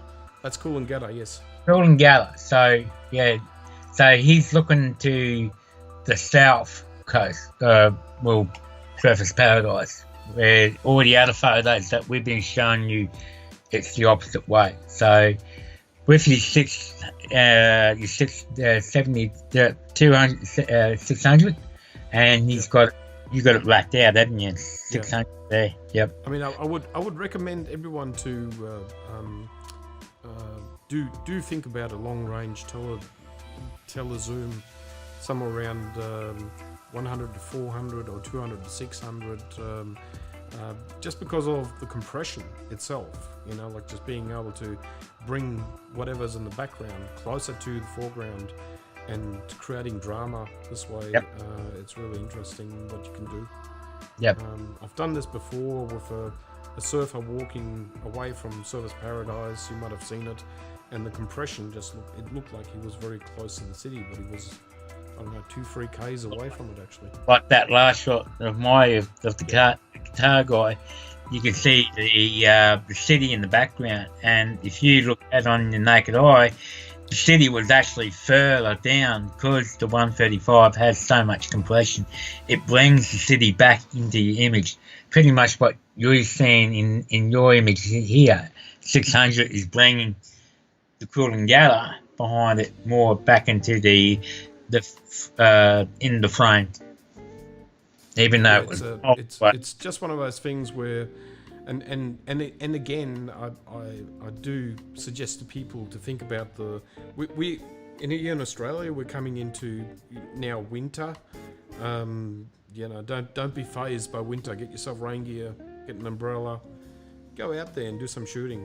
You know, but stay safe nevertheless. Yeah. Okay, so that's all my show and tell for the week. I do have a few more pictures, but I just don't know if I really want to bother people too much with. Well, here's just maybe another one. One more, then that's it. This is the same one, isn't it? Yeah. Yeah, it's I think these are all the ones I wanted to show. Well, I've got the same one. I've got Elvis Presley here with the with his guitar, you know. So it's more or less the same picture as what you took. I think we're shoulder to shoulder when we're shooting him. So yeah, there was a time we were pretty much shoulder to shoulder. Yeah. Yeah. So it's just interesting the photos that you got and the photos that I got, you know, and our way of thinking and our way of taking pictures. Sometimes they cross over with each other, and yet because I'm a very light shooter, I like shooting a lot of light images that bring in a lot of color and bring in a lot of light.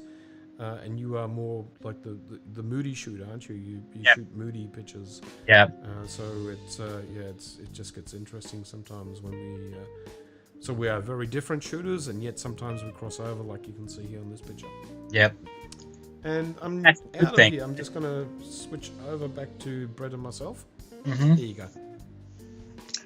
So I'm just gonna have a look at what people are saying here, Brett. Yep. Riss said the hat trick. She's talking about her. Yep, the hat trick.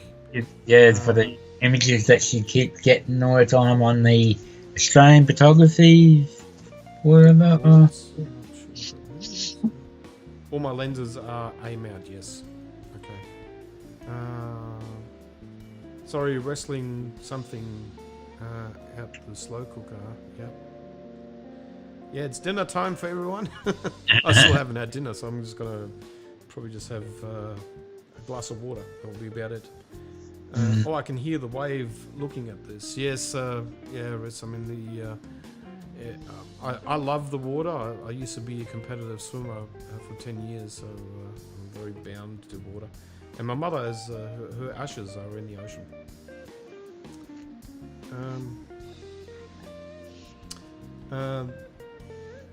Lauren said the very summery shots makes me feel like it should be hot summer days.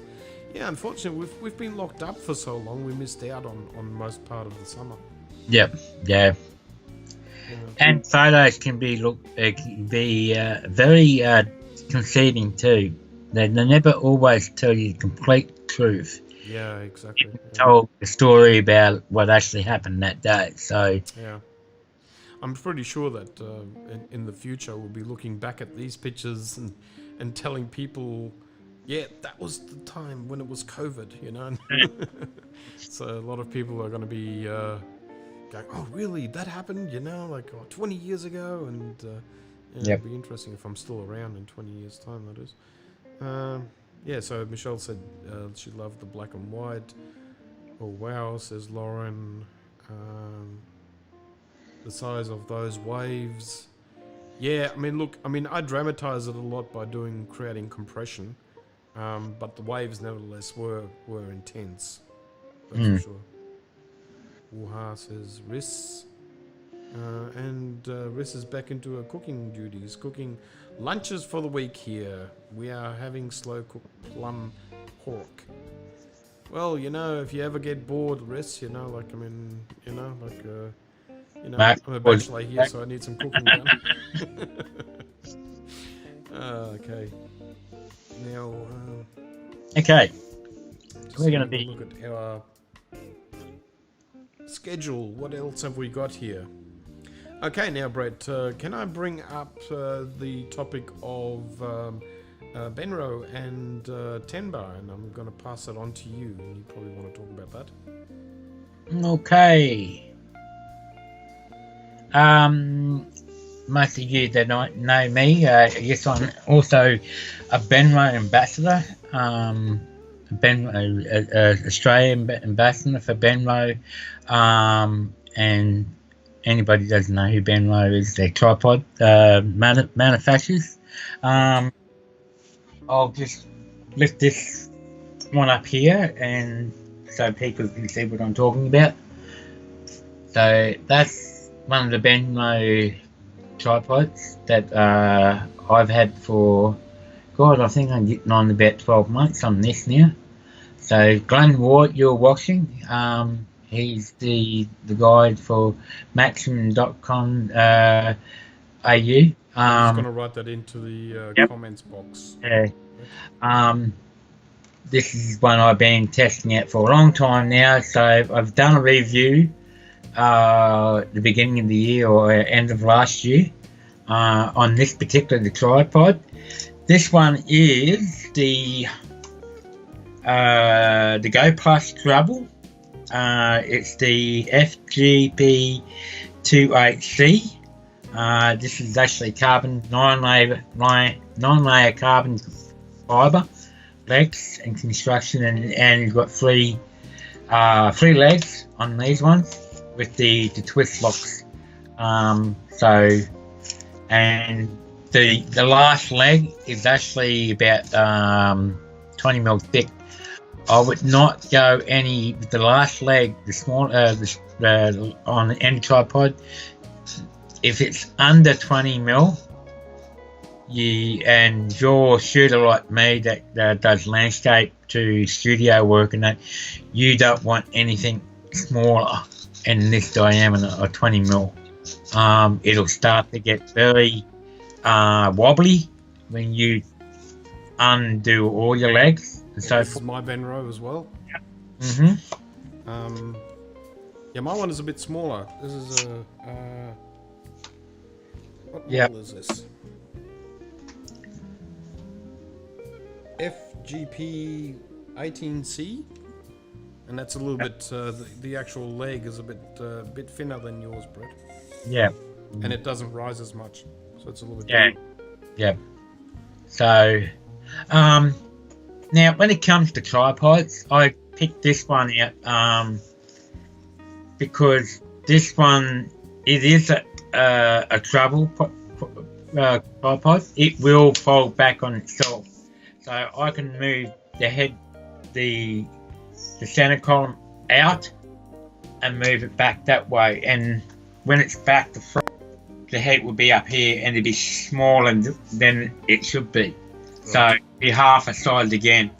So you can take it with you on the plane and all that, but it's still got a bit of heft about it, because this one will actually hold up to 14 kg of camera and lens on the body.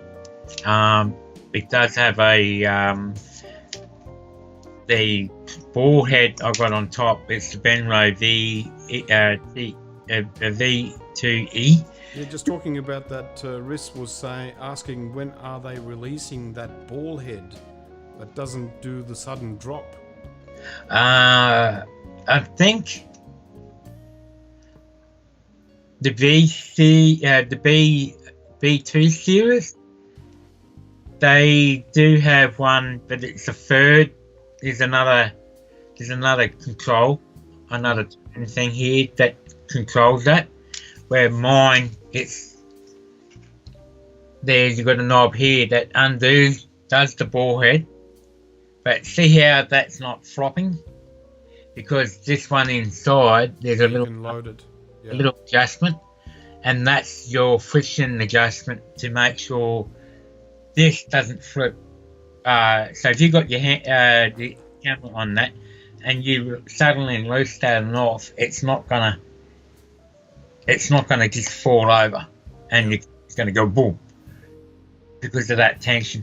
So the other one that you're thinking about, Melissa, there'll be another adjustment on the side. This one, unfortunately, we can't. I don't think Maximum can get in here into Australia. This one is, I think it's European. I'm not quite sure, but as far as I know, I'm the only one that's got this particular ball head. But it's a fantastic ball head, because it's just got that two-in-one knob there, and the other one is for pan. So very well made, aluminium and so forth. I had never found any dirt or anything getting down in there and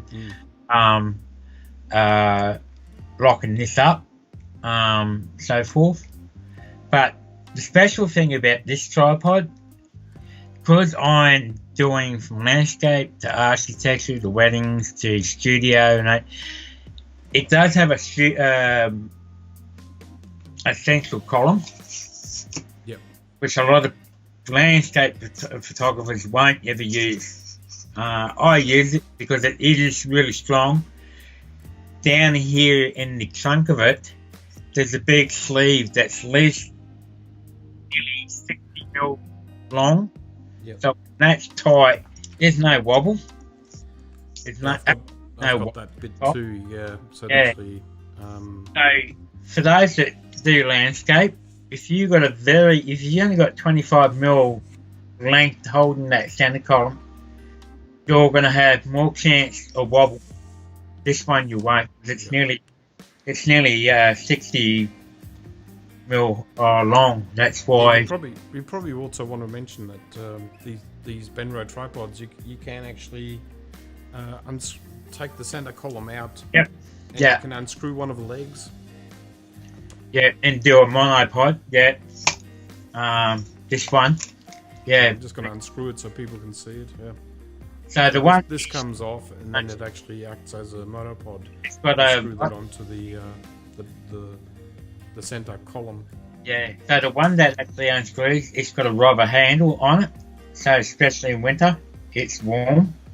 Even though that the carbon fiber is not that cold in winter. So, but you do have a rubber handle where you can undo it, and yeah. But getting back to this one is made for all scenarios where you can actually take this center column out and put a bore head that's just no column in the middle if you don't want a center column. But what I can do with this one, I can lift this one right out. You know, I've got a little butt underneath that I can push out, and if I undo this one now, I should mention that I modified mine. yeah. And now that the whole center column is out, and I can go 90 degree, 45, or I can go down 180, I think. Yeah, back down like that. Yeah, exactly. You can go all the way down. Yeah, so this allows me to get over fences and so forth. Or well, the good thing is also you can actually reverse. You can unscrew that blue thing off, and so you can reverse the center column into the tripod from underneath.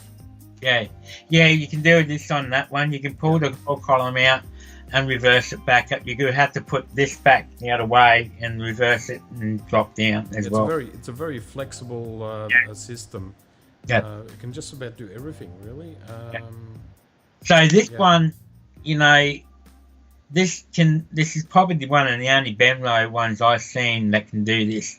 It's a studio one. You can have your camera up like this way and put your camera sitting there, and then you can have a laptop plate sitting on this side. There's a clamp that you can buy, and then you got your computer sitting right here and camera in there, and then that's a very good system then.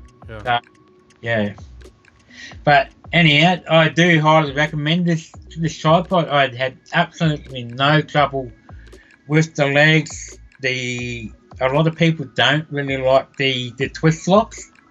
I do. I've never had a problem with this one.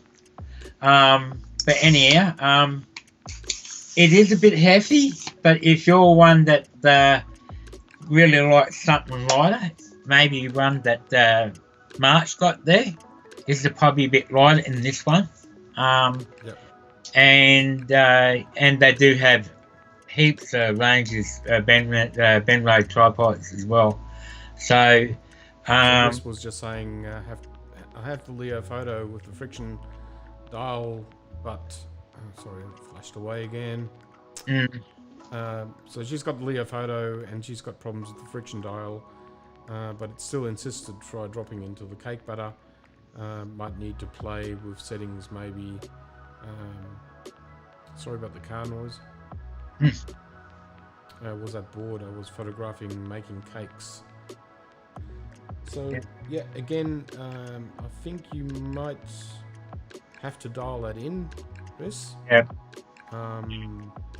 With Leo photo, I don't really have any problems with Leo photo. Like I've got the larger head, you know, which is I think it's a 50 mil or something ball, and it's got all the controls here for loading and for swiveling the camera up the V. So this is and I haven't had any problems with it so far.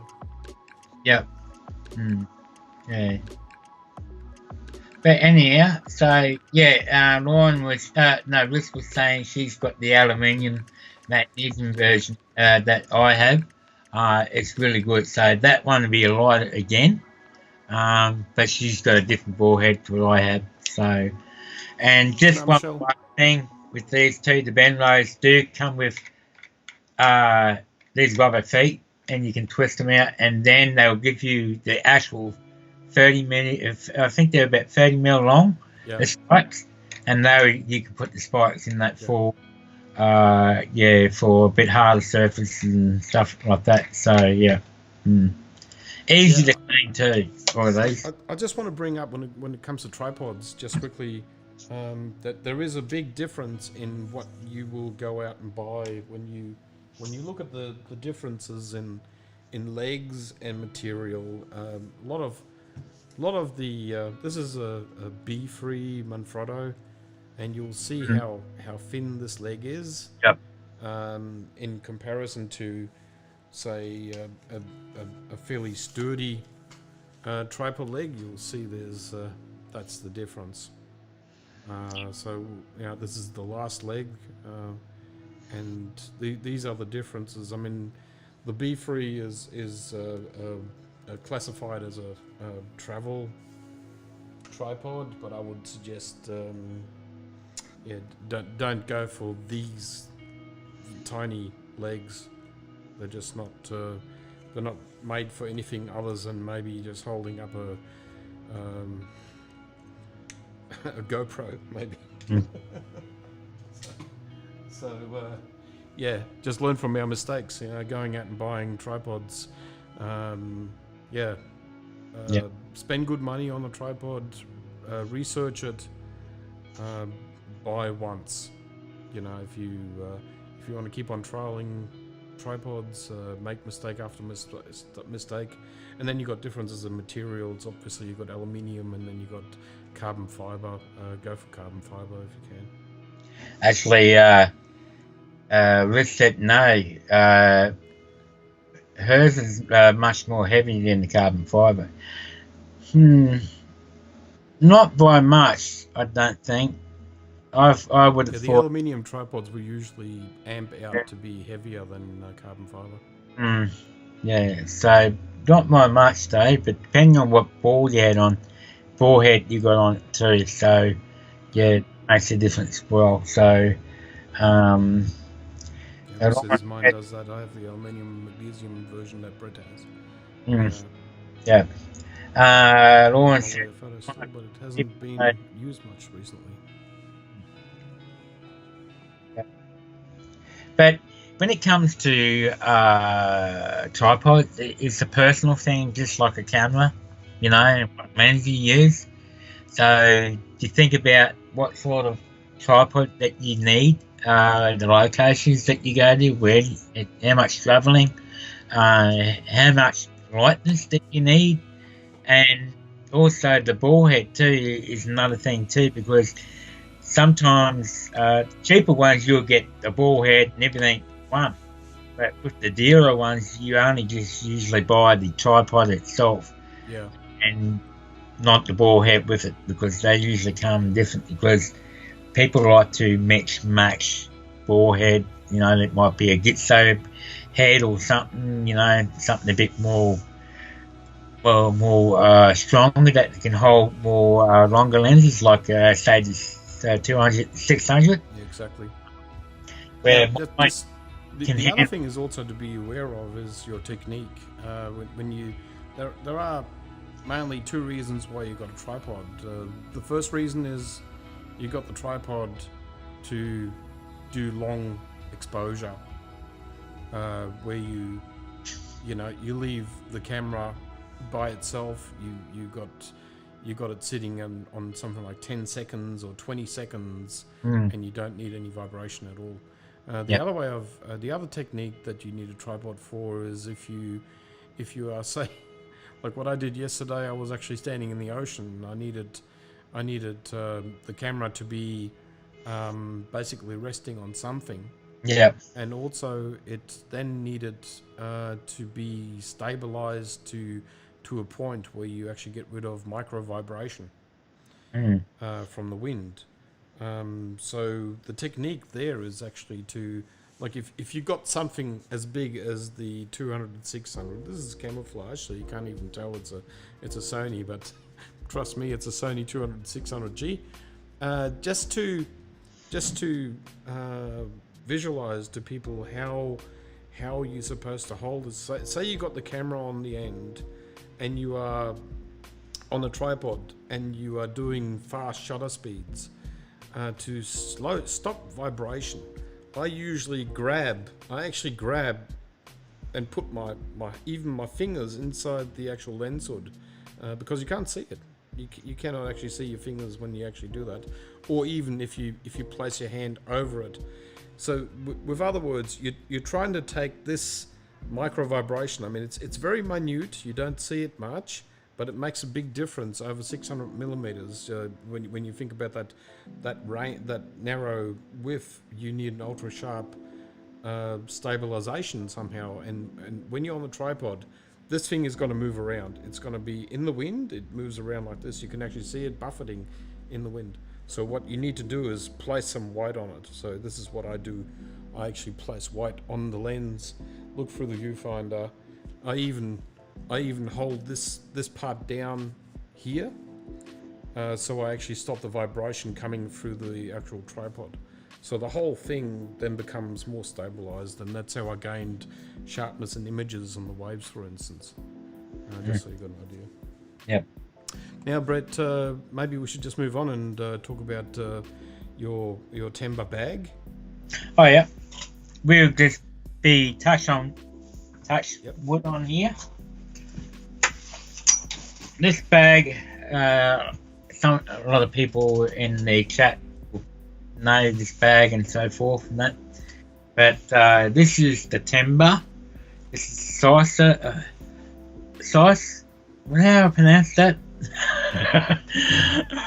a sausage bag, 24 litre. Solstice. Something like that. Yeah, I keep forgetting it. But this is 24 litre. It's not a bad bag actually. It's quite good. It's really rugged and waterproof. It's got nice padding at the back here, and aerated as well. How many litres is that, Brett? Is that 24 litres? Yeah. So 24 litres is good enough to carry at least 2 bodies and 4 lenses, depending on what you got. I take this bag on my photo walks, and I have about, I open it up. So now we're going to see what's in Brett's bag. It's empty. Yeah, at the moment. Just to show you. So that's 24 litres. So I generally have a body here with my 7200 on the body, and I'll have generally 1, 2, 3, 4, 5, 6, probably about 6 lenses in that whole bag. Yeah, so there's a lot of space there. Yeah, plus extra gear in here like clean kits and rags and other things, and in the top part there's actually a rain hood thing that pulls out and covers your whole bag over again like a raincoat. So, and then there's the pockets down at the end. I usually put some spare batteries or something. So, and it opens from the back, so it's good security. Yeah, that's great. Yeah, it's a must-have these days, I think. And that way, when you're doing photo walks and that, usually with the bags that have some opening from the side or the back, nobody can't just walk up and unzip and grab the camera. You've got to get to the back of the pack. It's great having that back opening. I mean, it's also good that you actually don't get a dirty back. Like when you lay that bag into the dirt. Yeah. Basically, it is on its back. So on its what would you call it? Yeah, on the back side. Yeah. So it falls down on the back side. You can unzip it, open it up, and then when you throw it back on your back, your back is clean because it's not touching the dirt. Yeah, that's right.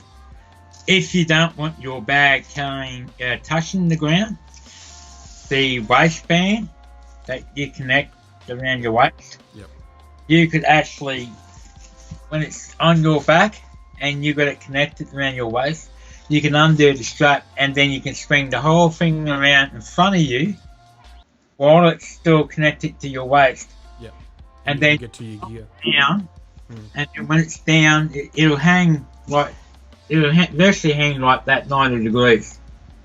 And it's off, and then you can get into the back, get your gear in, close it, and then when you finish, zip it up, and then swing it back and put your arms through the straps again. And Yeah, it's that's not a good idea. Yeah. so that's I, what I liked I about don't that. really use the waist part. I mean, I've got the solstice as well, Yeah. but it's a great. That bag is fantastic for photo walks, etc. You know, so Yeah. it's a great little bag. Yep. And it will carry my tripod in the pocket here on that, and you've got strap go across. Yeah, it's got that bags one. on both sides, isn't it? Like the Yeah. pockets, Yeah, outside pockets. pockets on the side. You can carry either side. There's the straps on both sides. And at the front, finally, just quickly, you've got enough room to put a 15-inch laptop in this pocket. Whatever in here, and there's a few other pockets in here. What is your code for Maxim again, Brett? Hey? Oh, your code for Maxim? Oh, anybody wants to buy anything from the Maxim site, Australian site? It's the you just put the code for 10% off is BH10, and you'll get 10% off Timber, Benlo, any of those brands that you see on the maximum.com.au site. So you could be buying deck loops. I just typed it in there so people can see it. Yep. Okay. And now, the other thing is also that Maxim is. I've been on their website. I'm not affiliated with them. Brett is. I'm not. Yeah. They've got a lot of other good stuff over there, like low lenses and bits and pieces. So head over there and have a look around and do a bit of shopping. Yeah. So if you put the Lauren is saying you put it up do there, the right. BH90 and get 90% off. Yeah, you can have a go, Lauren. Have a go. See how we go. But look, if you do put my code in there, that's helping me out. I get a bit of feedback from that, so and you'll be helping me out. Yeah, a bit of a kickback for Brett. Yeah. If I'm using a couple of lenses, say for group dog walks, I've gone to a belt system. Yeah, I've got a spider belt system, but I don't use it outdoors. I use it in the studio. So I've actually, if I want to move a C-stand or move lights, etc., I can just quickly put that into my on my belt. That's why I've got the spider holster. If anyone wants to know what the spider holster is, you can actually just look it up online. Yep. It's just a system that is very good for studio work, because you're constantly readjusting lights, or you need to move around, or you even when you have a break and you need to explain things with both hands to the model, and you just want to it gives you a bit of rest. I mean, the camera and lens, holding that all day, and with the grip, if I'm doing portrait shooting with it, it gets heavy, so I basically have to something went beep. It's nothing too serious. I don't even know what it could have been. I think it was my GoPro. I left my GoPro on. Okay. So it's actually just told me that it's had enough, and it shut itself down. Something, but it looks of it. Yeah, getting things. Like the weird thing about GoPro, it actually doesn't tell you when it's on. Whereby the DJI Action, you can tell it's on. Yep. So it's a bit weird. But Mark, we have gone over 2 hours once again, mate. We are here still boiling away. Okay, so I'm just going to do a shout out and asking people to do give me some subscription, subscribe to my YouTube, and hit the bell, of course, and give us a thumbs up so people know that next time. So it actually goes up in the ranking when these live shows come on. More and more people will come on, and they will will make, you know, our live shows more interesting. We can always provide more and more content. And sorry that we didn't get on to the headings of this live. Yeah, I think because we had that bit of a problem at the front. We didn't know if we were going to be live much longer at all, but it cleared all up. But yeah. Yeah, so Riss and Lauren are having this private chat. Everyone wants to go down to Melbourne. I don't know who's in a hurry. My belt system is Think Tank, yes.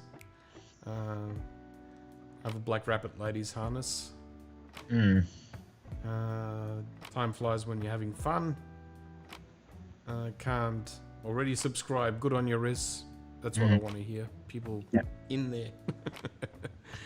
Okay, so others that eventually watch this show later on, if you have any questions and that you would like to ask us, and just put them in the comments down below, and Mark or I will answer when we can. As usual, you know, we answer everyone's questions, and we're always trying to come up with suggestions of what we're always open for suggestions, and if people want to know something in the next show, just bring it up and we can make a segment out of it.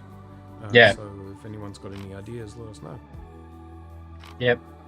So with not much more to say, have a beautiful week, and you know, I hope everyone just stays healthy and keep washing your hands. You know, that's what it's all about. And we'll be very soon up and doing photo walks again. As yet we haven't, as Brett probably can bring up, we haven't heard anything from Sony yet. They're very safe. There's nothing happening. And those who are in our group you guys will be the first to know if when something does start to lift and so forth. So, but yeah, as soon as I know something, and we'll be on. So just hang about. So I'm just doing an outro. I've got a bit of a video there as well, so it's a bit of a funny one. So if anyone wants to see that, just stay thanks tuned. for joining. And you'll laugh about what. Look out for the arrow. That's all I can say. No, okay. Okay, stay safe and well. Good night, everyone, and take care. Okay, that's it for us, Brett. We're out of here.